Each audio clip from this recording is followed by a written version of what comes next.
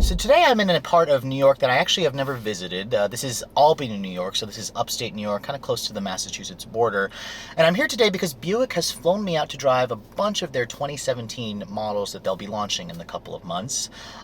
This one that I'm going to show you first is the all-new, fully redesigned 2017 Buick Lacrosse. I'll also show you a brief drive of the Encore and the upcoming Buick Envision, which is their new midsize SUV. Now, Buick for years has been struggling in the US market to gain younger buyers, which is funny because if you look at Buick in other parts of the world, they're doing very well, especially China. Buick is a very sought after brand, a very prestigious luxury brand in those markets. And GM is really trying to elevate Buick. They're trying to make this into a much more premium brand. And this all new third generation Lacrosse is designed to do it. Now for this review, it's going to kind of just be a short first drive. I'm going to wait to show you guys a full Redline review when I actually get one to test. But since my time period with these vehicles is rather limited, this is just going to kind of be a brief introduction and a brief kind of taste on what the vehicle what the all-new Lacrosse is like to drive.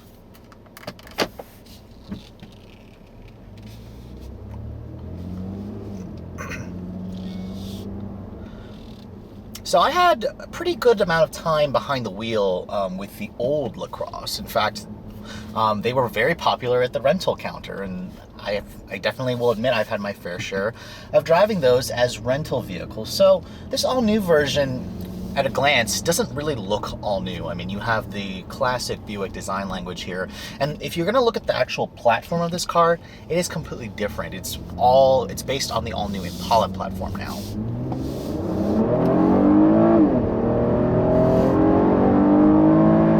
Very nice. Okay.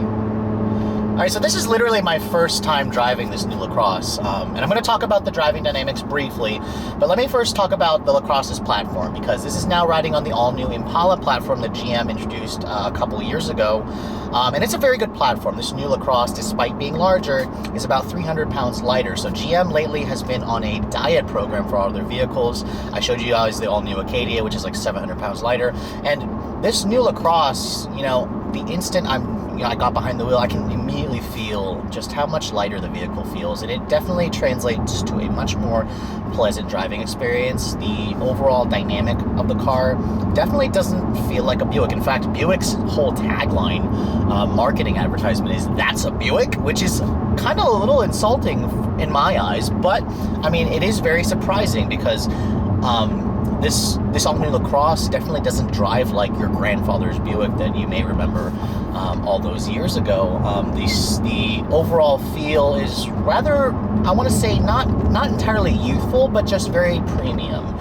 Buick definitely captured a lot of the Cadillac luxury, you know, in that upper brand, and it's nice that it's trickled down to this Lacrosse. The styling of the car certainly doesn't look very different from the previous generation. You have a newer, or actually Buick with the grille, with the emblem, it has that tri-colored shield, which they actually haven't used for a few years, so the company is bringing back that old style emblem. It's got this new grille with this chrome slat going through the emblem. These headlights are LED daytime running lights, LED turn signals, and a bi-xenon function with adaptive headlights, so that is a very nice upscale touch. My particular premium model that I'm showing you has these 20-inch chrome wheels, which are a little much, but they do fill out the wheel wells nicely. The back end of this car, I'm not entirely sure I like it. It just kind of reminds me of like an old man Buick in terms of the design, but the front is very sleek. The overall silhouette is very sleek. It has that, you know, that premium look that the Impala has, but, you know, in a slightly different design language, of course, with the Buick brand. Now, talking about the interior really quickly, at a glance, it's very, very upscale in here for sure. I mean, the entire dash is leather stitched. I actually really like the wood that they use in here. It looks real. I believe it's real. I'll have to double check that. It contrasts really nicely with the chrome. And there's actually not too much in terms of shiny bits in this car. GM in the past tends to really just overdo it with the shiny, and it really looked cheap. I think this is a really nice play on it. In fact, I see a lot of Cadillac design elements that they've taken in here. I mean, the shifter came right off of that new XT5 that I showed you that I loved. It's the 8-speed automatic transmission that also is a very good transmission. And in fact, under the hood of this Lacrosse, you're going to find a new 3.6-liter direct injection V6, 310 horsepower, just like the Cadillac XT5. Very, very good power. So this thing is really, really pleasant to drive.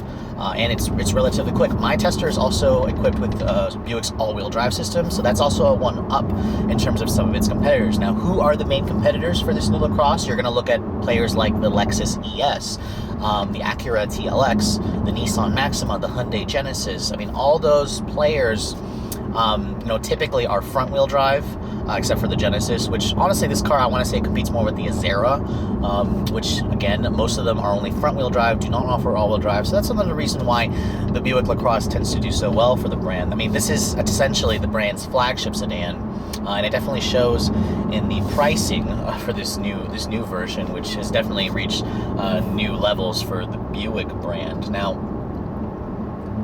going onto these roads here, first of all, I'm going to put the transmission into its sport setting, which is very similar to what I showed you guys in the new Cadillac XT5. The steering is surprisingly good. It's light effort, which is very important, I think, for the kind of people that are going to buy Buicks. But the precision is relatively high. The vehicle changes directions with a quickness that you just don't associate with a Buick. Same with the way the vehicle accelerates. I mean, there's not really much test data, but it feels like around a 6-second car to 60, which is going to be fast enough, honestly, for most people. This is quite a pleasant driving car. Combine that with the all-wheel drive system, and the vehicle just kind of grips the road, and it sounds good too. It sounds very good. I'm pretty surprised, honestly, with the way this sounds. But I mean, if you remember the first generation Lacrosse, it offered a V8. There's just no need for a V8. This thing is really, really, really nice to drive, especially on long trips. Now, with Buick trying to elevate themselves into a more premium level, my tester is filled with lots of upscale touches in here. I mean, first of all, I'm sitting here driving on these roads and I'm getting a massage. I mean, that's really nice. So again, the Taurus offers something like that as well. But the interior of this car is definitely a lot roomier feeling than its main competitor, the Taurus. The Taurus kind of feels like a little bit of a claustrophobic car despite how big it is.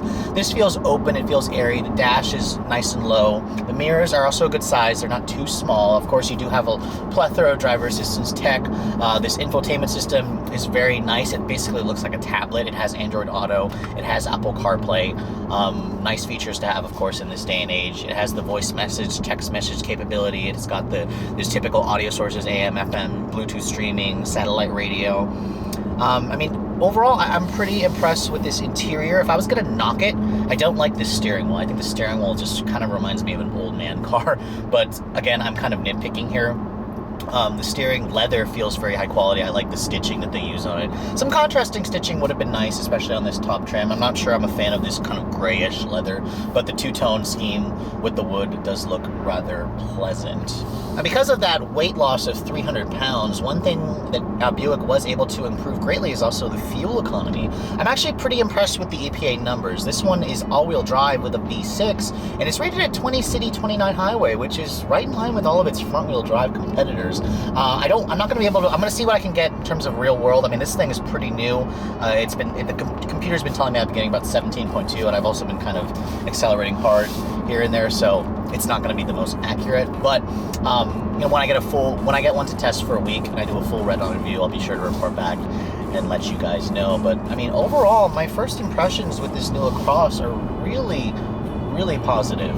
I think that it's still going to appeal to an older market. This is not going to appeal to the younger brands. I mean, Buick's definitely going to have to introduce a smaller sedan, or they've got their crossovers to do that. But I mean, for somebody who's looking for a quiet, luxurious, comfortable, near luxury sedan, the Lacrosse definitely is worth a look. And I actually think that it drives a lot nicer than the previous generation TLs, or even the V6 TLX if you don't get the all-wheel drive system.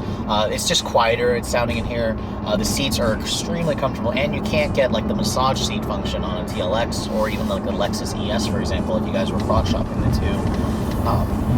But I'll have to, hold off on my full recommendation until I actually drive one for a week to show you guys a full Redline review. But I have to admit that I am very impressed initially with the overall feel and dynamics of this redesigned third generation 2017 Lacrosse. If you guys are also looking to see the latest cars I'm testing, make sure you follow me on Instagram, like us on Facebook, and as always, guys, keep subscribed to the Redline Reviews YouTube channel for all the latest reviews. Thanks so much for watching, guys. I'll catch you all in the next video.